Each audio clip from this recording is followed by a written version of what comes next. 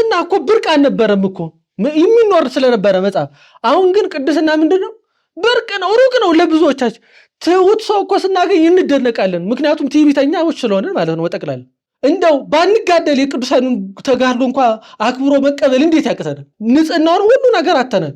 ቢያንስ ቅን እግዚአብሔር ኃይል ሰጧቸው የተጋደሉ የቅዱሳንን ሕይወት መቀበል ግን እንዴት ከበደን? ቅዱሳኑ ይህን ሁሉ ተጋድሎ ያደረጉት በራሳቸው አቅም ነው ያለ መጽሐፍ አለ። የእናቴ ልጆች ስለ እኔ ነፍስ ተጣሉልኝ ይላል። ቅዱሳን እንዲህ ባለ ደረጃ ደርሰው ስለኛ ነፍስ የሆነት ይጣሉልናል ማለት ነው። ጌታ በቀላሉ በውሃ ከማረ ደብረ ሊባኖስ ድረስ ሄደን ተሳልመን ይመራል ማለት ይከብዳል እንዴ? ቅዱሳንን ስናዘክር ዓላማችን እኛ ልንሆን የምንፈልገው እናንተን ነው ለማለት ነው። ታዲያ መጽሐፉ እያለን ያለ ነው ስለ ቅዱሳን የተነገረውን ሁሉ አምኖ መቀበል ይገባል። በቃ ቁልጭ ባለ ቃል በእኔ የሚያምን እኔ የማደርገውን ያደርጋል፣ ከኔም በላይ ምን ያለ ያደርጋል።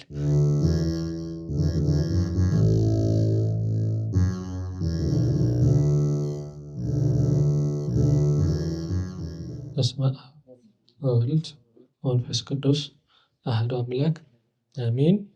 አይንተ እግዚአብሔር ካህናት ላይካነ ምስጢር ዲያቆናት የልዑል እግዚአብሔር ቤተሰቦች ምዕመናንና ምዕመናት በልዑል እግዚአብሔር ፍጹም ሰላም እንደምን ዋላችሁ? እንደምን አረፈዳችሁ?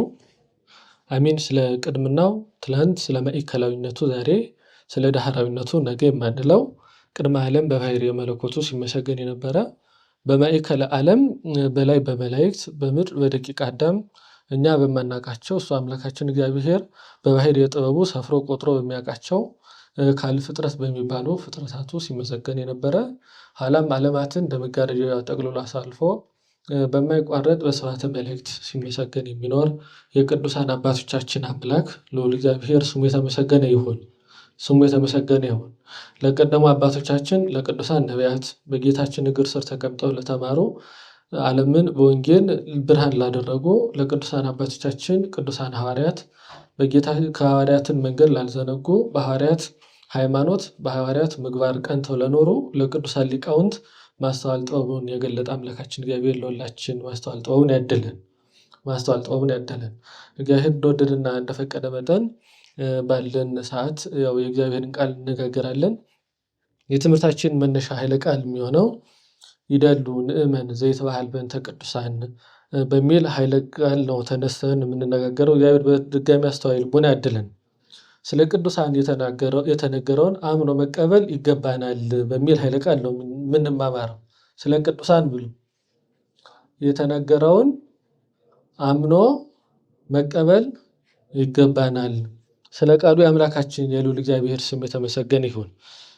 ይሄንን የምናገኘው በቤተክርስቲያናችን ጉባኤ ተዘርግቶ ትርጓሜ ተተርጉሞ ከምንማራቸው ትምህርቶች መካከል አራተኛ ጉባኤ ወይንም መጻሕፍተ መነኮሳት ከሚባሉት ሶስቱ መጻሕፍት መካከል አንዱ መጽሐፈ ፊልክስዩስ ይባላል። በዛ በተስዕሎ 16 ላይ የምናገኘው ገጸ ንባብ ነው እና በዚህ ጉዳይ ላይ ነው የምንነጋገረው። እግዚአብሔር በሁላችን አስተዋይ ልቦና በድጋሚ ያድለን። ወደ ትምህርቱ ከመሄዳችን አስቀድሞ ግን ዛሬ ያው ለመሰብሰባችን ምክንያት የከበረው መምህር ዓለም የሚባል ፊት አይቶ የማያዳላ እውነተኛ ሰባኪ የቤተክርስቲያናችን ማኅቶት የቤተክርስቲያናችን አምድ የቤተክርስቲያናችን ብዙ ነገሯ የሆነ አባታችን ዮሐንስ አፈወርቅን ወርሃዊ በዓል የምናከብርበት የሊቀ መላእክት የቅዱስ ሚካኤልንም ወርሃዊ በዓል የምናከብርበት እንዲሁ ደግሞ በዓመታዊ ክብረ በዓል ደግሞ ከአባታችን ከአባ ሳሙኤል ጀምሮ ብዙ ቅዱሳንን የምናስብበትና የምንዘከርበት ቀን ነውና የተሰበሰብነው። ቅዱሳንን ማዘከር ለምን አስፈለገ የሚሉትን አንድ 4-5 ሀሳቦችን ተናገረ ወደ ትምህርት ይላለሁ። እግዚአብሔር አምላካችን በድጋሚ በመካከላችን ተገኝቶ በጎን ነገር ያስተምራል። የመጀመሪያው ቅዱሳንን ለምንድን ነው የምናዘክረው? ዛሬ ዮሐንስን አፈወርቅ ይልቁኑ ደግሞ ዛሬ በትልቁ አብረንታንት ዋልድባ ገዳም ደግሞ የአባታችን አባ ሳሙኤል ዘዋልድባን በሰፊው በዓለ ዕረፍታቸው የሚከበርበት ቀን ነው እና ቤተክርስቲያናችን ቅዱስ ዮሐንስ አፈወርቅ ወለነሰብነ አበው ብዙኃን ይላል። ለእኛስ እንደ ሰማይ ከዋክብት እንደ ምድር አሸዋ የበዙ አባቶች አሉልን ብሎ ይናገራል። የቅዱሳንን ቁጥር ይሄን ያለው ብለን ልንናገረው አንችልም። ነገር ግን መጽሐፈ ገድላቸው የተጻፈላቸውን መጽሐፈ ስንክሳር የዘከራቸውን አባቶች ነው የምናስበው እንደምታውቁት። እና ይህን ሁሉ ቅዱሳንን 365 ቀን ስንክሳር እየገለጥን ዛሬ ይሄ ቅዱስ እንዲያለን የምንማማረውና ስማቸውን የምንዘክረው ከበረታን በህልም ዘክረን ነዳያንን ምናበላበት ምክንያቱ ምንድነው የሚለውን አንድ 5 ነገር እናገራለን። የመጀመሪያው ነገር ለመጽናናት ነው። ለምንድነው አልኩኝ? ለመጽናናት ነው። ቅዱስ ዮሐንስ አፈወርቅ እንደምታውቁት በቤተክርስቲያናችን በኢትዮጵያ ኦርቶዶክስ ተዋሕዶ ቤተክርስቲያን ብዙ ትምህርቶቹና ጽሑፎቹ ተመዝግቦለታል። ግን በሰፊው በጉባኤ ቤት በተለይም በመጻሕፍተ ሊቃውንት ጉባኤ ቤት ተግሳጹና ድርሳኑ ይሰጥለታል እና ተግሳጹም ድርሳኑም የዕብራውያን መልእክት ትርጓሜ ነው እንደምታውቁት። እና ቅዱስ ጳውሎስ በዕብራውያን መልእክቱ ስለ ጌታችን ሊቀ ካህንነት ማለትም ከኦሪት ሕግና ስርዓት ጋር እያነጻጸረ ያስተማረበት ክፍል አለው። ከዛ ባለፈ ግን ከዕብራውያን መልእክት ምዕራፍ 11 ጀምሮ ስትመለከት ደግሞ በሃይማኖት ክብርን ያገኙ ከአዳም ጀምሮ እስከ ሶምሶንና ባርቅ ድረስ ያሉትን የቅዱሳንን እያንዳንዱ ተጋድሎ ጽፎልናል። እና ይሄን ለምን ጻፈልን የሚለውን አባታችን ዮሐንስ አፈወርቅ ሲናገር በድርሳኑ እንዲህ ይላል። አሐዘ ይናዝዝ ልቦሙ በዜና አበው ክቡራን የሚሆኑ የእነ አብርሃምን ነገር ነግሮ ደስ አሰኛቸው ይላል። ክቡራን የሚሆኑ የእነ አብርሃምን ነገር ነግሮ ልቡናቸውን ደስ አሰኛቸው ይላል። ዛሬ የቅዱሳንን ነገር ስንሰማ ለመጽናናት ዝክራቸውን ስንዛማ እንድንጽናና ነው። ገድለ ቅዱሳንን እየተነገረን ስንክሳራቸውን እያየን እንድንጽናናና እንድንበረታ ነው። እንደምታውቁት ይህ ዓለም በተለይ በዚህ ዘመን ወንጌልን መተግበር እንደ ሰማይ የራቀበት ዘመን ነው። አሁን የወንጌልን ነገር ስንሰማው አሁን ለምሳሌ ጌታ ሲመቷችሁ ቀኛችሁ ሲመታችሁ ግራችሁን ስጡ፣ ለሚያሳድዷችሁ መርቋቸው፣ የሚሰድቧችሁን መርቋቸው ብሎ ይናገራል።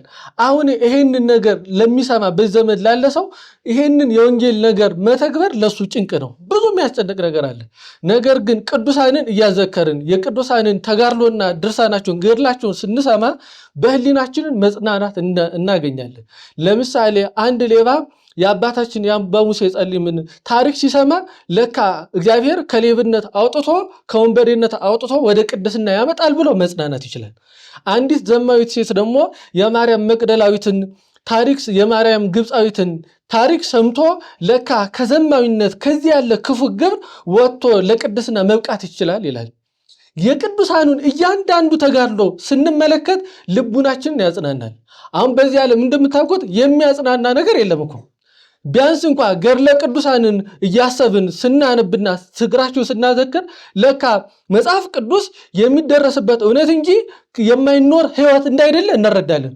አሁን እኮ መጽሐፍ ቅዱስን ብዙ ሰው የሚኖር ሳይሆን የራቀ ሕይወት አድርጎ ነው የሚያስቡ። ስለ ትሕትና ሲነገር፣ ስለ ፍቅር ሲታሰብ፣ ቂም ስለመተው ሲነገር፣ ስለዚህ ሁሉ ነገር ሲነገር፣ በንጽህና ስለመኖር ሲነገር ይሄማ እንዴት ይደረስበታል ብለን ነው የምናስበው። ነገር ግን ቅዱሳንን እንዲህ ዛሬ የአባታችን የአባ ሳሙኤልን ገድል ስናነበው ለካ ቅድስና የሚቻል ሕይወት እንደሆነ እንረዳለን። አባታችን አባ ሳሙኤል በዚህ ዕለት በታሪካቸው እንደምታውቁት አናብስት የቆሙበትን ትቢያ እየላሱ ይጠግቡ ነበር። እንዲሁ ይህም ብቻ አይደለም፣ አብረዋቸው ይዞሩ ነበር። መጽሐፈ ጸሎታቸውን ራሱ ያሸክሟቸው ነበር ለአንበሶች ይላል። አሁን ይህንን ስንመለከት ለካ በቅድስና ከተኖረ በመጽሐፈ ሐዊ ላይ ምን ይላል? የእግዚአብሔርን ሕግ ብንጠብቅ ኖሮ አናብስት እንኳ በፈሩ ነበር ይላል። የእግዚአብሔርን ሕግ ግን በመጣሳችን የተነሳ አሁን አናብስትን የምንፈራ ሆነናል ይላል። ስለዚህ ይኸውላችሁ የቅዱሳንን ሕይወት ስንመለከት ምን ያህል መጽናናትን እናገኛለን። ስለዚህ አሁን ዝክር የምንዘክረው አምባሻ ለመብላት ብቻ ብለን አይደለም፣ የምንዘክረው ለመጽናናትም ጭምር ነው። ምን ለማለት ነው? እየተስማማን ነው? ለመጽናናት ነው። መዘከር ማለት አሁን ብዙ ሰው መዘከር ሲባል ስለ ምግብ ነው የሚያስበው። መዘከር ማለት ማሰብ ነው። ማሰብ ምንድነው ከተባለ ቅዱሱ ይሄን ይመስል ነበረ ብሎ እንዲህ ተጋድሏል፣ እግዚአብሔር ይሄን ቃል ኪዳን ሰጥቶታል ብሎ ማሰብ ነው የቅዱሱን ሕይወት እያሰብን እኛም በዛ ሕይወት ለመኖር ነው እንጂ ተሰብስቦ ድግስ ለመደገስ አይደለም። ዝክረ ቅዱሳንን ማሰብ። ስለዚህ ቅዱሳንን የምናስበው ለመጽናናት ነው የመጀመሪያው ጉዳይ። ሁለተኛው ደግሞ ከእግዚአብሔር ክብር ለማግኘት ነው። ምን ለማግኘት ነው?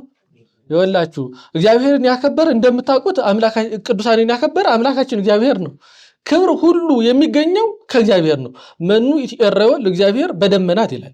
በክብር እግዚአብሔር ሊተካከል የሚችል ማን ነው ብሎ መዝሙረኛው ዳዊት ይናገራል። ስለዚህ የክብር ምንጭ የክብር መገኛ ማን ነው ከተባለ እግዚአብሔር ነው። ቅዱሳን አባቶቻችን ክብርን ያገኙት ከማን ነው ከተባለ ከእግዚአብሔር ነው። አባታችን ቅዱስ ጳውሎስ ለሮም ክርስቲያኖች በላከው መልእክቱ በምዕራፍ 8 ላይ እግዚአብሔር የመረጣቸው እነዛን አጸደቃቸው፣ ያጸደቃቸው እነዛን አከበራቸው ብሎ ገጸ ንባብ አለ። ስለዚህ የመረጣቸው ያጸደቃቸው ያከበራቸው ማን ነው ከተባለ እግዚአብሔር አምላካችን ነው። እዚህ በሮም መልእክቱም ቅዱስ ጳውሎስ ሲናገር መኑ ይተዋቀሰሙ ለሕሩያን እግዚአብሔር ያከበራቸውን ሊያዋርድ የሚችል ማን ነው ብሎ ተነግሯል። ስለዚህ ዛሬ ቅዱሳንን እያሰብን ስናከብራቸው እግዚአብሔር ያከበራቸውን አክብረናልና ከእግዚአብሔር ክብር እናገኛለን ብለን ነው ቅዱሳንን ዛሬ የምናስበው። የሰማችሁ ነው። ቅዱላችሁ እግዚአብሔር የወደደውን መውደድ እግዚአብሔር ያከበረው ማክበር የክርስትና መሰረታዊ ዓላማው የተፈጠርነው በዚህ ዓለም የመጣ ነው። ዓላማው ለምንድነው ከተባለ እግዚአብሔር የወደደውን ወደን እግዚአብሔር የጠላውን ጠልተን እግዚአብሔር ያከበረውን አክብረን ለመኖር ነው። ሌላ የመጣንበት ዓላማ አለን። የመጣንበት ዓላማ 10ቱ ትእዛዛት ተብሎ አትዘሙት ማለት እግዚአብሔር ንጽህናን ይወዳል ማለት ነው። ስለዚህ እግዚአብሔር ንጽህናን ከወደደ እኛም ንጽህናን ተከትለን እንሄዳለን። እግዚአብሔር የወደደውን ንጽህና ወደን በንጽህና ከኖር ከእግዚአብሔር ክብር እናገኛለን። ስለዚህ ቅዱሳንን ያከበረ እግዚአብሔር ነውና እሱ ያከበራቸውን ማክበር ከእግዚአብሔር ክብር ያሰጠናል። እነሱማ በዚህም ዓለም በዛኛውም ዓለም እኮ የከበሩ ናቸው።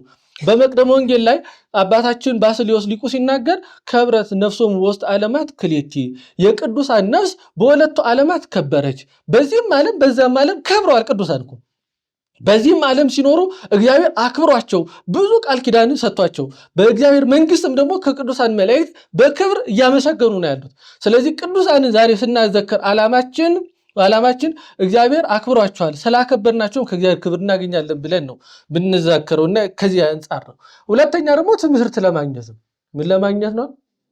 ትምህርት ዮሐንስ አፈወርቅ ስለዚህ ነገር ምን ይላል? ይደለወንኬ ንለቡ ግብሮሙ ለቅዱሳን እማይ ፍና በሩ በማናቸው ስራ እንደከበሩ የቅዱሳንን ነገር እናውቅ ዘንድ ይገባናል ይላል። ቅዱሳን በምን አይነት መንገድ እንደከበሩ እናውቅ ዘንድ ይገባናል ይላል። በምን ዳር የከበሩት እንዲሁ ተኝተው ነው እንዴ? የከበሩትን ቅዱሳን ዮሐንስ አፈወርቅ የከበረው፣ አባ ሳሙኤል የከበረው፣ አቡነ ተክለ ሃይማኖት፣ አቡነ ገብረ መንፈስ ቅዱስ የከበሩት እንዲሁ ተኝተው አይደለም። የከበሩበት ብዙ መንገድ አላቸው። አንዳንዱ እንደ ዮሐንስ አፈወርቅ በጽኑ ትምህርት ምዕመናንን አስተምሮ ነው። አንዳንዱ ደግሞ በሰማዕትነት እንደነ ቅዱስ ጊዮርጊስ የከበራል። እንደነ አቡነ ተክለ ሃይማኖት ደግሞ በበረሃ ተወስነው በንጽህና ስለኖሩ የከበራሉ። ስለዚህ ገድለ ቅዱሳንን ዝክራቸውን ስናዘክር የቅዱሳንን የከበሩበትን መንገድ እናውቃለን፣ እንማራለን ማለት ነው። እንማራለን። ለዚህ ነው እኮ አባታችን ነብዩ እግዚአብሔር ኢሳይያስ በትንቢቱ ምዕራፍ 51 ላይ ሲናገር ርእዩ ለአብርሃም አቡክሙ አባታችሁ አብርሃምን ተመልከቱት ይላል። ምን በሉት ይላል? ተመልከቱት ሲባል በአይነ ሥጋ አፍጡበት ማለት ነው። ይልቁኑ የሱን ሕይወት ተመልክታችሁ ትምህርቱን እወቁት ነው። እንዴት አብርሃም ከዘመዶቹ ከአዝማዶቹ ተለይቶ እግዚአብሔር ወደሚያሳየው ዓለም እግዚአብሔርን ብቻ አምኖ እንደወጣ፣ እንዴት ባለ መንገድ እንደተጋደለ፣ እንዴት የዚህን ዓለም ሀብትና ንብረት እንደናቀ፣ ስለ እግዚአብሔር ሲል ልጁን ለመስዋዕት እንዴት እንዳቀረበ የሱን ሕይወት ተመልከቱ ማለት ነው። በተለይ በዚህ ዘመን የቅዱሳን ሕይወት ነው ትምህርታችን ሊሆን የሚገባው። የህይወት የወላችሁ በዚህ ዘመን እንደው መዝሙረኛው ዳዊት መኑ ያርአየነ ሰናይቶ ብሎ ተናግሯል። በጎን ነገር ምን ያሳየናል ብሎ ነበር። ይሄ በዘመነ ኦሪት የነበረ ቃል ነው። ምክንያቱም በቅድስና ይኖር የነበረ ስላልነበረ ማለት ነው። ታዲያ ጌታችን እውነተኛ አብነት ሆኖናል። ታዲያ ግን በዚህ ዘመን ግን አሁን የምናየው የምንዳስሰው አብነት ያጣንበት ዘመን ነው። በጎ መምህር ማለትም ቃሉ ከትምህርቱ የተካከለለት፣ በጎ ካህን ቃሉ ከትምህርቱ የተካከለለት፣ በጎ ጳጳስ ቃሉ ከትምህርቱ የተካከለለት የጠፋበት ዘመን ነው። ታዲያ ቅዱሳንን የምንዘክረው እንዴት ባለ መንገድ ለቅድስናና ለክብር እንደበቁ ለመረዳት ነው። ስንክሳሩን ስናነበው እኮ አሁን ማሰብ ማለት ስንክሳራቸውን ገድላቸውን አንቦ ማለት ነው። የዚያን ጊዜ ስንት ትምህርት ነው የሚገኘው። የዚህ ጊዜ ለካ እንዲህ ባለ መንገድ ክብርና ቅድስና ይገኛል ብለን ትምህርት እንወስዳለን። አሁን እንደምታዩት የምናያቸውና የምንመለከታቸው ሁሉ ወደ ጥፋት የሚወስዱ ናቸው። እንደምታዩት እውርን ቢመራ ሁለቱም ተያይዞ ገደል ነው አይደል? በዚህ ዘመን እኮ ብዙ ሰው ቲክቶከርን እኮ አብነት ትምህርት የሚያደርግ ሰው እኮ አለ። ይሄ ገሌ የሚባለው ሰውዬ ቲክቶከር አብነት አድርጎ የሱን አካሄድ የሚከተል ሰው እኮ አለ። ነገር ግን ለኦርቶዶክሳዊ ግን የሚከተላቸው የዚህን ዓለም ጣዕም ንቀው በቅድስና እግዚአብሔርን ያገለገሉትን የቅዱሳንን ሕይወት እየተመለከተ ነው የሚኖረውና የቅዱሳንን ዝክር የምንመለከተው የምናዘክረው የቅዱሳን ተጋድሏቸው በምን አይነት መንገድ እንዳለፈ እንድንረዳም ጭምር ነው። ትምህርት እንዲሆነን ነው የምንዘክራቸው። እየተረዳዳና ከዛ ባለፈ ትምህርታቸው እንዴት ትምህርት ከነሱ ከወሰድን በኋላ ሶስት አራተኛው ነገር የሚሆነው ደግሞ አብነት እንድናደርጋቸው ነው። ምን እንድናደርጋቸው ነው? አብነት እንድናደርጋቸው ነው። በዚሁ በመጽሐፍ ላይ ምን ይላል? ተዘከርኬ እለተላአሉ ወሞኡ ኩሎ ሁሉ ድል ያደረጉ አባቶችን አስባቸው ይላል። ምን ድል ያደረጉ ይወላችሁ ቅዱሳን ብዙ አይነት ተጋድሎ አላቸው። የመጀመሪያው የምንጋደለው ከስጋችን ጋር ነው፣ ከፈቃደ ስጋችን ጋር። ሁለተኛ ከፈቃደ ዓለም፣ ሶስተኛ ከሰይጣን ፈቃድና ሐሳብ፣ እንዲሁ ደግሞ ከአላውያን ነገስታትና መኳንንት ጋር ተዋግተው ድል ያደረጉትን አባቶችን አስብ ነው የተባለው። ስለዚህ አሁን እነሱን የምናስበው ለምንድነው ከተባለ ለምንድነው የምናስባቸው ከተባለ እነሱን ማሰብ የሚበጅ የሚሻል ነገር ስለሆነ ነው። ዮሐንስ አፈወርቅ ሲናገር ወለነሰብነ አበው ብዙሃን ይላል። ለኛስ እንደ ሰማይ ከዋክብት እንደ ምድር አሸዋ የበዙ አባቶች አሉልን ካለ በኋላ እሉኬ እሙንቱ ዘንፈቅር ከመንትሉ አሰሮሙ መንገዳቸውን ልንከተል የምንፈልገው እነሱን ይላል። ምናቸውን ልንከተላቸው? መንገዳቸውን ልንከተል የምንፈልገው ማንንም አይደለም። አሁን ሌላ የሚያስፈልገን ሰው የለም። ይወላችሁ ልንከተላቸው የምንፈልገው ሕይወት ማን ነው ከተባለ የቅዱሳንን ሕይወት ነው። አሁን ዓለም ተከተሉ ብላ የምትገፋፋን እኮ ብዙ ሰዎች አሉ። አሁን በዓለም ላይ ይወላችሁ ሞቲቬት እናደርጋለን ብለው ኑ ትምህርት እናስተምራችሁ ብለው እኔን ተከተሉ በደንበኛው የኔ ሕይወት ለእናንተ ጥሩ ትምህርት ይሆናል የሚሉ ብዙ ሰዎች አሉ። ነገር ግን ቅዱሳንን ስናዘክር ዓላማችን እኛ ልንሆን የምንፈልገው እናንተን ነው ለማለት ነው። ማንን ለመሆን ነው የምንፈልገው? አሁን እኮ ምንም አይደለም ተዘክር ስንሰበሰብ የመጨረሻ ግባችን እኮ ዮሐንስ አፈወርቅን ለመምሰል ነው ብንችል። ምክንያቱም ቅዱስ ጳውሎስ ምን አለ በቆሮንቶስ መልእክቱ በአንደኛይቱ በምዕራፍ 1 ቁጥር 11 ላይ ተመሰሉ ኪያየ ከመ አነ እትሜሰሎ ለክርስቶስ አለ። እኔ ክርስቶስ እንድመስል እናንተ ማንን ምሰሏል? ይወላችሁ አሁን እንዲህ ተሰብስበን ዝክራችሁን የመዘከራችን ገድላቸውን የመስማታችን የማዳመጣችን ዓላማው ምንም አይደለም፣ አብነት አድርገን እነሱ ለመኖር ነው። እግዚአብሔር አምላካችን የቅዱሳንን መንገድ ተከትለን እነሱን አብነት አድርገን እንድንኖር ሁላችንም ይርዳን።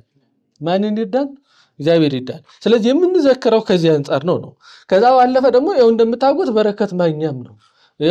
በመጽሐፍ ምሳሌ ምዕራፍ 10 ቁጥር 22 ላይ የጻድቅ መታሰቢያው ለበረከት ነው ተብሎ ተነግሯል።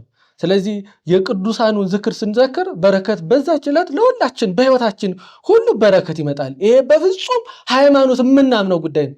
ማንም ቅዱሱን የዘከረ ያ ቅዱስ በሰማይ ሆኖ በአጸደ ነፍስ ሆኖ ስራ እንደሚሰራ እናምናለን። አምላካችንም አምላክ ሕያዋን እንጂ ሙታን እንዳይደለ እናውቃለን። ስለዚህ አባቶቻችን በዚህ ምድር ይሰሩት የነበረውን ተግባራቸውን በሰማይም አብልጠው ይሰራሉ፣ ስራቸው ይከተላቸዋል ብሎ ዮሐንስ አፈወርቅ ዮሐንስ ወንጌላዊ በራእዩ በምዕራፍ 2 እንደተናገረ። ስለዚህ ቅዱሳን አሁንም ልጆቻቸውን በረድኤት ይጎበኛሉና በረከታቸውን ለማግኘት ነው ዛሬ የምንዘክራቸው። ዮሐንስ አፈወርቅን ስንዘክር በእያንዳንዳችን በሕይወታችን በረከት እናገኛለን ብለን ነው የምንዘክራቸውና የምናስባቸው። ከዛ ባለፈ በረድኤታቸውም ለመጠበቅ ነው። በምናቸው ለመጠበቅ ነው? ዝክራቸውን ስንዘክር ያው በረድኤት ይጠብቁናል።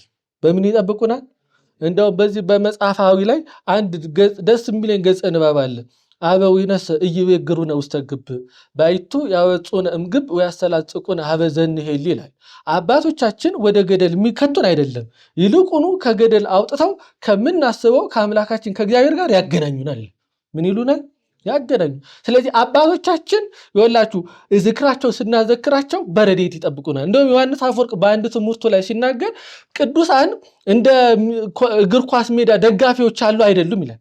ይወላችሁ የእግር ኳስ ሜዳ ደጋፊዎች እዛ 12 ተጫዋቾች ይኖራሉ አይደል?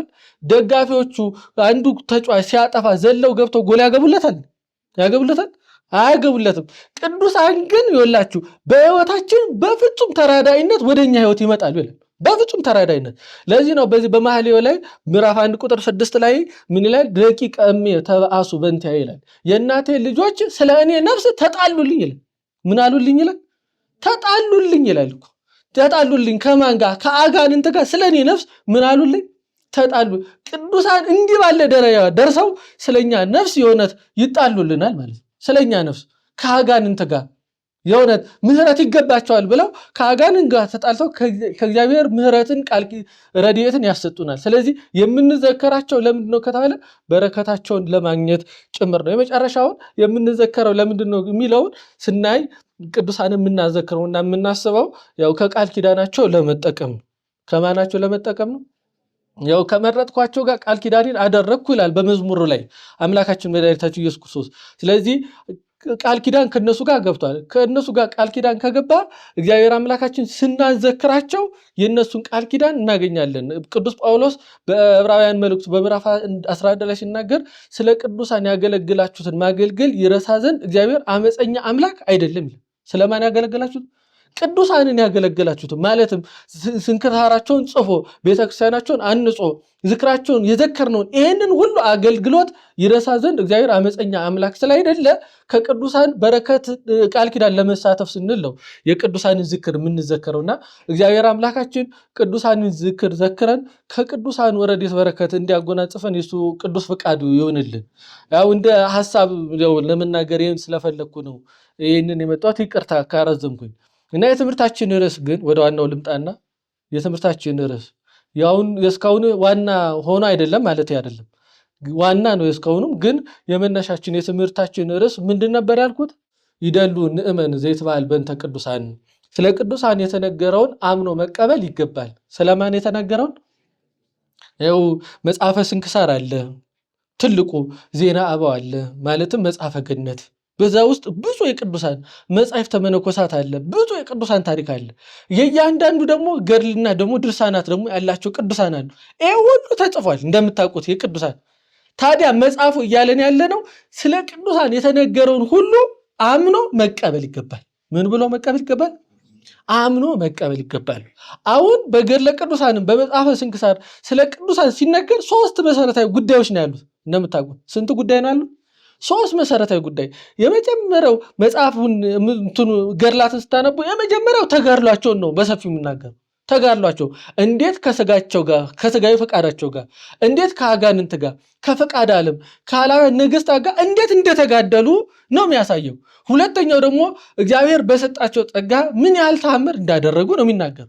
መጨረሻ ደግሞ ስለተጋድሏቸውና ስለ በጎ አገልግሎታቸው እግዚአብሔር ምን ያህል ክብርና ምን ያህል ቃል ኪዳን እንደሰጣቸው ነው የሚናገረው። ከዚህም ይዘላል የቅዱሳን ስንክሳራቸውን ገድላቸውን ብትመለከቱት ከዚህ አይዘልም።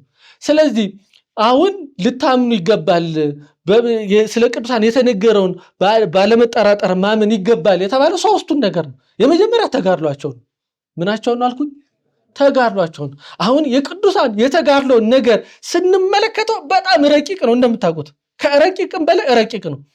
አባታችን ፊልክስዩስ በዚህ በተስዕሎ 16 ላይ ነው የተናገረው። እንደምታውቁት መጻሕፍት በተለያዩ መንገድ ይከፈላሉ። ያውን ማሪሳቅ በአንቀጽና በምዕራፍ ይከፈላል። አረጋዊ መንፈሳዊ በድርሳን ይከፈላል። ዜንንት መጽሐፋዊ በዓል በሚባል ይከፈላል።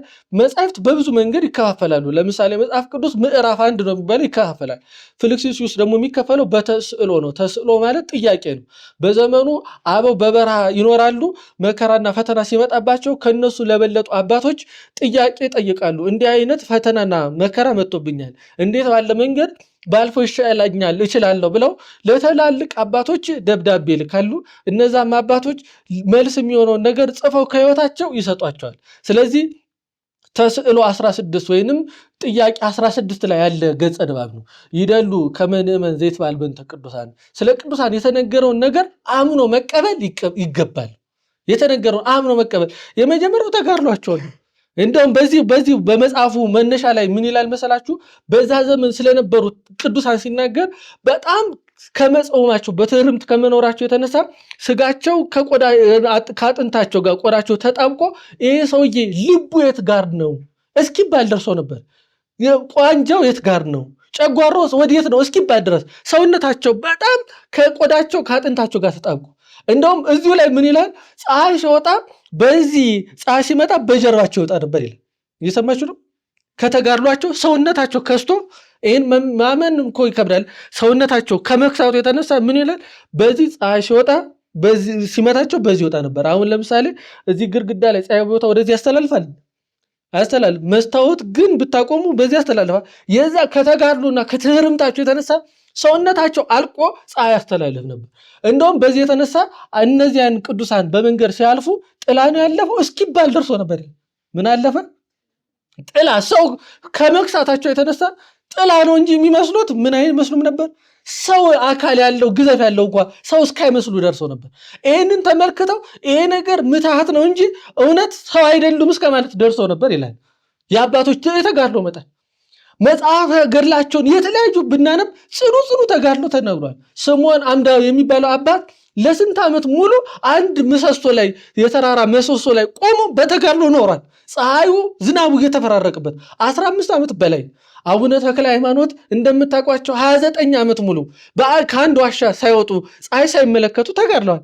እና አቡነ ገብረ መንፈስ ቅዱስ ደግሞ ቁልቁል 100 ዓመት ዝቋላ ባህር ላይ ተዘቅዝቀው ጸልየዋል። እናታችን ክርስቶስ ሰምራ እንደ 12 ዓመት ያህል በጣና ባህር ላይ በሰውነቷ አሳ እስኪመላለስ ምን ሆናል? ተጋድላለች።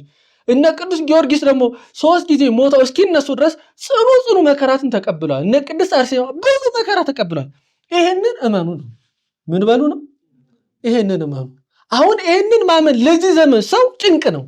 ግን ይሄንን የምናምነው ግን መጽሐፍን መሰረት አድርገን ነው። ቅዱስ አባታችን ቅዱስ ጳውሎስ ለፊልጵስዩስ ክርስቲያኖች በጻፈው መልእክቱ በምዕራፍ 4 ቁጥር 13 ላይ እንዲህ የሚል ቃል ይላል፣ ኃይልን በሚሰጠኝ በክርስቶስ ሁሉን እስቲ በሉ፣ ኃይልን በሉ በሚሰጠኝ በክርስቶስ ሁሉን እችላለሁ። ይወላችሁ ይሄ ይደመደማል አያስረው። ይወላችሁ እና አቡነ ተክለ ሃይማኖት 29 ዓመት የቆሙት በኃይላቸው ነው። በማን ኃይል ነው? በማን ኃይል ነው? በእግዚአብሔር ኃይል ነው። ክርስቶስ ሰምራ 12 ዓመት ሙሉ አሳ የተመላለሰባት እንደዛ ጸንታ የቆመችው በኃይሏ ነው። እኛስ ቅዱሳን ይሄንን ሁሉ ተጋድሎ ያደረጉት በራሳቸው ኃይልና ብርታት ነው ብለናል፣ ተናግረን። ጌታችን እኮ አለ ወዘእንበሌሰ ኢትክሉ ገቢረ ወኢምንትኒ ብሏል። ያለኔ ምንም ማድረግ አትችሉም ብሎ ተናግሯል እኮ። ቅዱሳኑ ይሄን ሁሉ ተጋድሎ ያደረጉት በራሳቸው አቅም ነው ያለ መጽሐፍ አለ። ገድለ ቅዱሳንን እኮ እንደውም ዛሬ አቡነ አባ ሳሙኤልን ስንክሳር ካነበባችሁ ምንም ይላል፣ አጋንንት በግልጥ እየመጡ ይዋጓቸው ነበር አባ ሳሙኤልን። የዚህ ጊዜ ወደ አምላካችን ወደ እግዚአብሔር ይጸልያሉ በጽናት ሆነው፣ እግዚአብሔር እባክህ እርዳኝ እያሉ። የዚህ ጊዜ ጌታችን መጥቶ በምራቁ ሰውነታቸውን ሁሉ ዳሰሳቸው ይላል። የዚህ ጊዜ ኃይል ተጎናጸፉ ይላል። ምን ተጎናጸፉ? ከዚህ በኋላ አጋንንትን እየቀጠቀጡ አጋንንትን የሚያባሩ ሆኑ ይላል። አጋንንትን ድል የሚያደርጉ ሆኑ። አጋንንትን ለመቀጥቀጥ ኃይል ያገኙት ከማን ነው? ከክርስቶስ ነው። ስለዚህ የቅዱሳንን አሁን ለመቀበል ሰው የሚከብደው እኮ ሃይማኖት ስለሌለው። ምን ስለሌለው ነው? እግዚአብሔር አይችልም? የሚሳነው ነገር አለ? ቅዱሳኑን ቢያጸና የሚሳነው ነገር አለ? አሁን ያለው ሰው ግን ይወላችሁ አንድ ቀን አንድ ሰዓት እንኳን ቆሞ ቅዳሴ ማስቀደስ ስለማይቻል እሱ ራሱን የእሱን ደካማነት ከቅዱሳን ሕይወት ጋር ያተካከላል። ከቅዱሳን እንደውም አባታችን አቡነ ተክለ ሃይማኖት በቅርብ ይሆን አንድ ሰው የተናገረው አቡነ ተክለ ሃይማኖት 29 ዓመት እንደው አልቆሙም ወንበር ተቀምጦላቸው ነው የሚል እንደው ሰምቼ እንደ ሸርነቱ እንደው ባንጋደል የቅዱሳን ተጋድሎ እንኳን አክብሮ መቀበል እንዴት ያቅተናል? ተጋደሉ እንኳን አልተባለም፣ አልቻልንማ። እንኳን ልንጋደል አይደለም መጋደሉ ሌላ ነገር ነው። መጋደሉማ እንዴት እንኳን 29 ዓመት መቆሙ ምናምን እሱ አይደለም፣ ንጽህናውን ሁሉ ነገር አተናል። ቢያንስ ግን እግዚአብሔር ኃይል ሰጧቸው የተጋደሉ የቅዱሳንን ሕይወት መቀበል ግን እንዴት ከበደን? የሃይማኖታችን መውረድ እኮ ማሳየው ምንድነው? የተጻፈውንና የኖሩትን እንኳን የማመን አቅም እኮ የለንም። አሁን ሀብታም በመንግስተ እግዚአብሔር ከሚገባ ግመል በመርፌ ቀዳዳ ብትገባ ይሻላል የሚለውን የመጽሐፍ ቅዱስ ቃል እናነብንባለን እንጂ የሚያምን የለም እኮ። አሁን እግዚአብሔር ያደርጋል የሚለው የሚያምን የለም። ጥቅሱን ሁሉ ይጠቅሳል። የሰናፍጭ ቅንጣት ታህል እምነት ቢኖራችሁ ይህን ተራራ ተነቅለ ሂድ ቢለውን ይህንን ጥቅስ የት ጋር እንዳለ ምዕራፍ ሁሉም ሰው ያውቃል። ነገር ግን እንደሚሆን ግን የሚያምን የለም። እንደሚያምናል ታዲያ ሆኖላችሁ ይሄን የሚያምን ሰው እኮ ነው የቅዱሳንን ተጋድሎ ለማመን የሚከብደው። ስለዚህ እኛ አንፈርድበት። መጽሐፍ ቅዱስንም ስለማያምንበት ያው ከማመን በስተቀር የቅዱሳኑን ተጋድሎ ለማመን ይጸነናል። እንዴት ያደርጉታል? እንዴት 29 ዓመት እንዴት ሊቆም ይችላል? ይችላል፣ እግዚአብሔር አስደረገ። እየሰማችሁ ነው። ስለዚህ እመኑ የተባሉ ተጋድሏቸውን ነው። ወደድንም ጠላንም ማመን ይገባል። ሁለተኛ ደግሞ ማመን ይገባል የተባሉ ታምራታቸውን ነው። እንደምታውቁት ቅዱሳን ያላደረጉት ታምር የለም። አባታችን አባ ሳሙኤል ዛሬ ካደረጉት ታምር መካከል አንድ ምንድነው? ባህር ሊሻገሩ ፈለጉ። ታዲያ በአንድ እጃቸው እሳት በአንድ እጃቸው ደግሞ መጽሐፍ ይዘው ነበር። የዚህ ጊዜ የተላከ መልአክ መጣና በባህር ውስጥ አሳልፎ ይፈልጉት ወደ ነበሩት የብስ ላይ አሳረፋቸው ይላል። ከዛ በሚደንቅ ሁኔታ የያዙት መጽሐፍ አልበሰበሰም፣ የያዙትም እሳት አልጠፋም ይላል። ይህን ታምር አድርገዋል። ይህም ብቻ አይደለም፣ ይወላችሁ ብዙ ቅዱሳን አባታችን ዜና ማርቆስ ፀሐይ እንዳትገባ አድርገዋል። ሌሎችም ቅዱሳን ያላደረጉት ተአምራት የለም። ያንደውም ይህንን እመኑ ነው። ምን በሉ ነው? እመኑ። ይህንን እመኑ የተባሉ ልናምን ይገባል። ታዲያ ስናምን ግን መጽሐፍ ቅዱስን የቤተክርስቲያናችን መሰረት የሆነውን መጽሐፍ ቅዱስን መሰረት አድርገን ነው እኮ የምናነበው። ጌታችን ምን አለ? በዮሐንስ ወንጌል በምዕራፍ 14 ቁጥር 14 ላይ ዘያምን ብየ ግብር ዘአነ እገብር ኦቱኒ ይገብር ወዘአቢ እምኔሁ ይገብር አለ። በቃ ቁልጭ ባለ ቃል በእኔ የሚያምን እኔ የማደርገውን ያደርጋል፣ ከኔም በላይ ምን ያደርጋል አለ።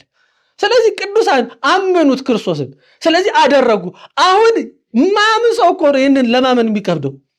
አቡነ ተክለ ሃይማኖት ይህንን ታምር አደረጉ ሲባል ይከብደዋል። አባታችን አምደ ሥላሴ የሚባሉ አባት አሉ። እዚህ ማህበረ ሥላሴ ገዳም ውስጥ ቤተክርስቲያናቸው አለ። ቦታውን ገዳሙን እንደ መሶብ ብድግ አድርገው አስነስተው አስባርከውታል። ገዳሙን የሰማችሁ ብድግ አድርገው አስባረኩት። አሁን ይህንን ለማመን ይሄ ሎጂክ ምናምን የሚል የዚህ የደነቆረ ህብረተሰብ ይህንን ሊረዳ ይችላል? እስቲ ብድግ አድርገው አስባረኩት። ይህንን የምንረዳው በሃይማኖት ነው። በምንድን ነው የምንረዳው? በሃይማኖት ነው። የቅዱሳንን ህይወት ለመረዳት ማመን መጀመሪያ ይገርማል።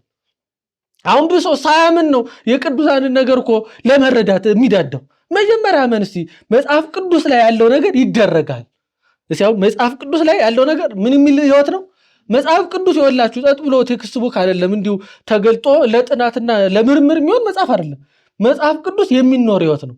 ያ የሚኖር ህይወት ደግሞ የተገለጠው በቅዱሳን ህይወት ነው። በማን ህይወት ነው?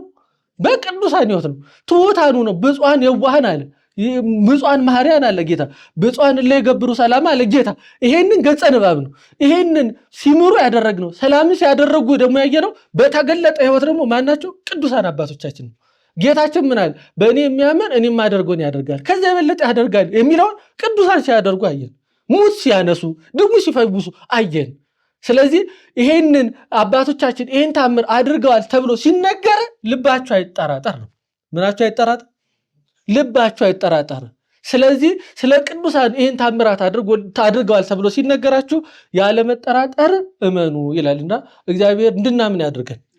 ምን እንድናምን ያድርገን። አሁን በተለይ በዚህ ዘመን ጥርጥር የበዛበት ዘመን ነው። ይራቀቃል። ገድሉ ላይ ያየ የሚራቀቅ ሰው አለ። አረቺ ብትወጣኩ አሁን እግዚአብሔር ስልጣን አልሰጠንም እንጂ የቅዱሳንን ገድል እስቲ የሚታረመውን አርሙ ቢባል ብዙዎቻችን የቅዱሳንን ህይወት አርመነዋል። በቃ ይሄ አይመስለኝም፣ አይኖርም። ምን ላይ መስላችሁ? ይሄም አረ በዚህ እንዴት ይሄኛው ሊኖሩት ይችላሉ ነው ምንለው። ምክንያቱም በሚደንቅ ሁኔታ የቅዱሳንን ህይወት የምናየው ከደካማው ከኛ ህይወት ጋር ነው የምናነጻጽረው። ክርስትና እኮ እንዲህ አልነበረም ዘመኑ እኮ። በተለይ ኢትዮጵያ እኮ ህዝብ ሁሉ ቅዱስ የነበረባት ሀገር እኮ ናት። ይወላችሁ በ13ኛው የቤተክርስቲያን የወርቅማ ዘመን በሚባልበት ዘመን እና አቡነ ተክለ ሃይማኖት እልፍ አእላፍ ደቀ መዛሙርት ያፈሩበት፣ በየቦታው ቅዱሳን የነበሩበት፣ አንዱ በመብረቅ አንዱ በደመና አንዱ በፀሐይ ላይ አንዱ በምን ላይ የሚጓዝበት በክንፍ ላይ ኢትዮጵያ በቅድስና የተሞላችበት ዘመን ነበር። የዛን ጊዜ ቅድስና ብርቅ አልነበረም። አሁን ነው እኮ ቅድስና ብርቅ የሆነው። ምን ብርቅ የሆነው? ቅድስና ብርቅ ሆነ። ቅድስና እኮ ብርቅ አልነበረም እኮ የሚኖር ስለነበረ መጽሐፍ። አሁን ግን ቅድስና ምንድነው? ብርቅ ነው፣ ሩቅ ነው ለብዙዎቻችን። ትሁት ሰው እኮ ስናገኝ እንደነቃለን። ምክንያቱም ትዕቢተኛዎች ስለሆነ ማለት ነው። በጠቅላላ የዋሃን ሀዳጊያነ በቀል ስናይ እንገረማለን። እንዲህ አጥፍቶ ይሄ ሁሉ ነገር ትተዋለህ እንዲህ ትምረዋለህ እንላለን። ምክንያቱም ለምንድን ነው? ሁሉም ቂመኛ ስለሆነ። ስለዚህ አሁን ይወላችሁ ጽድቅ ስለመነመነች ጽድቅ ብርቅ የሆነበት ዘመን ነው። ነገር ግን በዛ ዘመን ግን ቅድስና በቅድስና የሞላበት ዘመን። አባታችን አቡነ ተክለ ሃይማኖት ገድል እኮ ስትመለከቱ መነኮሳቱ ሴትና ወንድ መነኮሳት አብረው ነበር የሚተኙት። ምን ነበር የሚተኙት? አብረው ነው የሚተኙት። ጠዋት ሲነሱ የሴቷን መነኩሴ ልብስ ወንዱ ይለብሳል፣ ሴቷ ደግሞ የወንዱን የኔ ልብስ ነው ብላ። አሁን ይህንን የሚያነብሰው እኮ በዚህ ዘመን ያለ ሰው እኮ ለሱ ተረት ነው። ይሄን ማመን እኮ አይከብደው ግን ነው ማለት ነው፣ ተደርጓል ማለት ነው። ምክንያቱም አሁን ግን እንኳን አብረን ተኝተን አይደለም ተራርቀንም ስለማልችል፣ ስለዚህ ይሄን ፍቶቱን የማይቆጣጠር ሰው ቅዱሳኑ እንዲኖሩ ተብሎ ሲነገረው ይከብዳል። ስለዚህ ሁለተኛው አምነን ልንቀበል የሚገባው ምንድነው ከተባለ ቅዱሳን ያደረጉትን ተአምር ነው እንድናምን አምላካችን ማመኑን ያድለን። ምኑን ያድለን? ማመኑን። እንደው ሐዋርያት እኮ ጌታችን እግር ስር እኮ ተቀምጠው እኮ ይጠራጠሩ ነበር። ጌታም ተደንቆ ከእናንተ ጋር እስከ መች ነው ምኖረው እኮ ብሎ ሐዋርያትን እኮ ተናግሯል። በጥርጥራቸው ምክንያት እግዚአብሔር አዝኖ ማለት እንኳን አሁን ቅዱሳንን አይደለም ጌታ ሁሉ ተአምር እያደረገ ሐዋርያት እኮ ይፈሩ ነበር። ማቴዎስ 28 ላይ በጀልባ ተጉዞ ሲሄዱ ማዕበል መጣባቸው፣ ደነገጡ። አረ ልንሞት ነው አሉ። ተአምራትን የሚያደርግ ጌታ አስቀምጦ ማለት ነው። የዚህ ጊዜ ጌታችን ለምንድን ነው የምትጠራጠሩት አላቸው ይላል። ስለዚህ እንኳን ቅዱሳን ያደረጉትን ተጋድሎ አይደለም ሰው ይወላችሁ የጌታን የአምላካችን የመድኃኒታችን ኢየሱስ ክርስቶስን አምላክነትና ካህሊነት እንኳን ማመን የከበደበት ዘመን እና እግዚአብሔር አምላካችን ፍጹም ሃይማኖትን በውስጣችን ያሳድርብን። ከዛ ሶስተኛውና የትምህርታችን መጠቅለያው ሶስተኛው እግዚአብሔር ስለ ቅዱሳን ክብር ሲል የሰጣቸው ቃል ኪዳን። ስለምናቸው ሲል? ስለ ክብራቸው።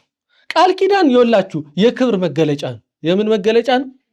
የክብር መገለጫ ነው። አሁን ለምሳሌ አንድ ሰው ሩጦ ምን ይሰጠዋል? አክሊል ይሰጠዋል አይደል? ለቅዱሳንም ደግሞ ቃል ኪዳን ማለት ምንድነው? የክብራቸው መገለጫ። ቅዱሳን በነገራችን ላይ ሁሉ የተጋደሉት እኮ ትንሽ ምርኮ ብናገኝ ብለው ነው። ምን ብናገኝ ብለው ነው? በእኛ ምክንያት ሚማር ሰው ካለ ብለው እኮ ነው። እየሰማችሁ ነው? በእኛ ምክንያት ምን ሰው ሚማር ሰው እኮ ካለ ብለው ምን የሚለው ይሄ ሁሉ እና አቡነ ተክለ ሃይማኖት ይሄ ሁሉ እንዲህ አቡነ ገብረ መንፈስ ቅዱስ 100 ዓመት እኮ የተዘቀዘቁት ምን ብለው ነው? የኢትዮጵያን ሕዝብ ማርልኝ በተጋድሎ እንኳን እግዚአብሔር የምህረት ደጁን ቢከፍት ተብሎ ነው። በነገራችን ላይ በነገረ ድህነት ጉዳይ እግዚአብሔር አምላካችን እዚህ በመጽሐፈ ምስጢር ላይ እስመ እግዚአብሔር ያሐስስ ምክንያተ ዲህን ለወልደ እጓለ እመሕያው ይላል። እግዚአብሔር ሰውን የሚያድንበትን ምክንያት ሲፈልግ ይኖራል። ምን ሲፈልግ ይኖራል? ምክንያት፣ ብዙ ምክንያት። እና አሁን ፍጹም ነገረ ድህነት ትምህርታችን የታወቀ ነው። በክርስቶስ ማመን ከዛ ወሮ ምስጢራትን መፈጸም ነው ፍጹም ድህነትን የሚያሰጠው የታወቀ ነው። ከዛ በኋላ ግን እግዚአብሔር ይሄ ብቻ አልበቃውም። አምላካችን ሌላ ሰውን የሚያድንበት ምክንያት ፈለገና ሰውን ከሚያድንበት ሌላኛው ምክንያት መካከል አንዱ ምንድነው ከተባለ ስለ ቅዱሳን በገባው ቃል ኪዳን ሰዎችን መማር። ይሄ ደግሞ እግዚአብሔር ያደረገው ነው። ቢያደርገው ምንድነው? አሁን ሰው እግዚአብሔር ስለ ቅዱሳን ቃል ኪዳን ብሎ ቢምር ምን ይደንቃል እንዴ? ይደንቃል? ምንድነው? አሁን እግዚአብሔርን እኮ እንደው ስስታም አደረግ ነው። አሁን አንዳንዱ መናፍቅ እኮ ማመን ያድናል ምንም ሌላ ነገር ስራ ያስፈልግም ማለት ስራ ያስፈልግም ማለት በማመን መዳን እንዳለ የሚያምን ሰው እግዚአብሔር ለቅዱሳን ቃል ኪዳን ገብቷል። ደብረ ሊባኖስ ድረስ ሂዳችሁ ደክማችሁ አምናችሁ እኮ በክርስቶስ አምናችሁ ተጠምቃችሁ ከዛ በኋላ ንስሐ ገብታችሁ ቅዱሳን ቦታ ደግሞ ሄዳችሁም ደግሞ ብትሳለሙ ከዚህ ቅዱሱ ቦታ በረከት ታገኛላችሁ ሚለውን ማመን ለምንድን ነው የሚከብደው? እግዚአብሔር ማድረግ አይችልም እንዴ? እውላችሁ የቅዱሳን ቃል ኪዳን የእግዚአብሔር የምህረቱን ጥግ የምናይበት ነገር ነው። እግዚአብሔር ምን ድረስ እኛን ለማማር እንዴት እንደሚተጋ። ምክንያቱም በማቴዎስ ወንጌል በምዕራፍ 10 ቁጥር 42 ላይ እንደምታውቁት በደቀ መዝሙሬ ስም ቀዝቃዛዋ የሰጠ ዋጋው አይጠፋበትም አይደል? አይታችሁ እግዚአብሔር እኛን ለማማር ምን ደረጃ እንደሄደ። እንደውም እግዚአብሔር የዋ ነጋዴ ነው ይላል በአንድ አባት። የዋ ነጋዴ ነው፣ መንግስተ ሰማያትን የምታህል ቦታ በጥርኛ ሸጣት ይላል። ስለዚህ እግዚአብሔር እኛን ለመማር ምን ጥግ ድረስ ሄደ? ቀዝቃዛ ውሃ ድረስ በደቀ መዝሙሬ ብትሰጡ ዋጋችሁን አታጡም አለ። አሁን የአቡነ ተክለ ሃይማኖትን ሌላችሁ ደብረ ሊባኖስ ሄዳችሁ ዝክሩን ብዘክሩ ቤተክርስቲያን ብታነጹ ትድናላችሁ የሚለው አሁን የቱ ነው የሚከብደው? እስቲ አሁን ደብረ ሊባኖስ ድረስ ሄዶ ደክሞ መመለስ ነው ውሃ መስጠት ነው ቀላሉ ነገር። ጌታ በቀላሉ በውሃ ከማረ ደብረ ሊባኖስ ድረስ ሄደን ተሳልመን ይምራል ማለት ምንም ይምራል ማለት ይከብዳል እንዴ? ስለዚህ እማኑ የተባለ ይሄን ነው። ጌታ በቅርኛም እንኳን ሊምር የታመነ አምላክ። አንዳንዴ ደግሞ ስለ ቅዱሳን ሲል እስከ 10,000 ምናምን ይምራል ትላላችሁ ምናምን ይምራል እግዚአብሔር እንኳ ይሄንን እንደውም በዚህ በመጽሐፈ ኦሪት ዘዳግም ላይ ምዕራፍ 5 ቁጥር 9 ላይ ያለውን ገጸ ንባብ ልናገሩ። አሁን ዮሐንስ አፈወርቅ እስከ 55 ትውልድ ተብሎለታል። ዮሐንስ ወንጌላዊ እንትን መጥምቅ ምናምን ሲባል የሚጨንቀው ሰው አለ። ጌታችን ግን እስቲ አምላካችን እግዚአብሔር የተናገረውን ገጸ ንባብ እንዲህ ይላል። ለሚጠሉት እስከ 3ኛ እስከ 4ኛ ትውልድ ድረስ የአባቶችን ኃጢአት በልጆች ላይ የሚያመጣ ነው አለ። ለሚጠሉትን እስከ 4ኛ እና 5ኛ ከ3 እስከ 4 ትውልድ ድረስ ኃጢአትን የሚያመጣ አምላክ ነው ካለ በኋላ ለሚወዱኝ ትእዛዜንም ለሚጠብቁ እስከ 1000 ትውልድ ድረስ ምህረትን የማደርግ ቀናተኛ አምላክ ነኝ ይላል። ይወላችሁ ለሚወዱኝ እስከ ስንት ሺህ ትውልድ ድረስ እስከ 1000 ትውልድ ድረስ ምህረትን የማደርግ አምላክ ነኝ። ስለዚህ አሁን ይሄንን የሰማ ሰው ለአባታችን ለአቡነ ተክለ ሃይማኖት እስከ 10 ትውልድ ይምራል ሲባል ለመቀበል ለምንድን ነው የሚከብደው? እስከ 10 ትውልድ ለመዳን እኮ ያ የሚማረውም ሰው እኮ ማመን አለበት። እንዲዞጥ ብሎ አይማርም። ግን ይሄን ማመን ለምንድን ነው የሚከብደን? መጽሐፍ የወጣ ነገር አላት ወይ ነው ቤተክርስቲያን ትምህርቷ። በነገረ ቅዱሳት ጉዳይ ላይ አሁን ከተናገርኩት ከመጽሐፍተ ቅዱሳት የወጣ ነገር አለ? ሁሉንም እኮ መጽሐፍትን ዋናው ነገር መጽሐፍትና የእግዚአብሔርን ኃይል ባለማመናቸው ይጠፋሉ እንደተባለ አሁን ይሄ ሁሉ እንደዚህ በቅዱሳንን ሕይወት ላይ መጠራጠር ምን የሚለው መጽሐፍትን ባለማስተዋል የእግዚአብሔርን ኃይል ባለመረዳት ነው። ስለዚህ አባታችን ፊልክስዩስ ይደሉ ንእመን ዘይትበሃል በእንተ ቅዱሳን ስለ ቅዱሳን የተነገረውን ነገር ሁሉ አምኖ መቀበል ይገባል ብሎ የተናገረው ይሄንን ነውና እግዚአብሔር አምላካችን የቅዱሳን ተጋድሎን ተመልክተን አምነን እንድንቀበል አምኖ መቀበል እኮ መሰረታዊ ዓላማው የቅዱሳን ሕይወትን አይምተን የሚቻል ሕይወት ነው እንድንል ነው። ምንም የሚል ሕይወት ነው እንድንል ክርስትና ምንም የሚል ሕይወት ነው። ሩቅ የሆነ ሕይወት እኮ አይደለም። እኛ አሁን ስለወላችሁ ገና እንትን ውስጥ ዳዴ ውስጥ ስላለን ነው እንጂ የሚቻል ሕይወት እኮ ነው። አሁን አጨልሞብን ኧረ አይቻልም ስላሉን ይቻላል የኃይልን አይደለም ይቻላል ለሚያምን ሁሉ ይቻላል የሚለው ለሚያምን ምለን ሁሉ ይቻላል። ስለዚህ በእኛም የቅዱሳንን ሕይወት ስናነብ የሚአምንን ካመንን በኋላ ደግሞ የሚቻል ሕይወት ነው ብለን በጥቂቱ ተጋድሎ እንድንጀምር ነው። ለዚህ ነው መጽሐፍ አልምዳ ለነፍስከ በንስቲት ንስቲተ ይላል። ነፍስን ጥቂት በጥቂት አለማምዳት ይላል። ምን በላን? የቅዱሳንን ሕይወት ተመልክተን አምነን ጥቂት በጥቂት እንድንለማመድ ነው ክርስትናንና እግዚአብሔር አምላካችን ከቅዱሳኑ አባቶቻችን ረድኤት በረከት ለሁላችን ያድለን። ሐሳብ ልቦናችንን ይፈጽምልን። ያስተማረን የመከረን የቅዱሳን አባቶቻችን አምላክ ልዑል እግዚአብሔር ስሙ የተመሰገነ ይሁን። እግዚአብሔር ይስጥልን።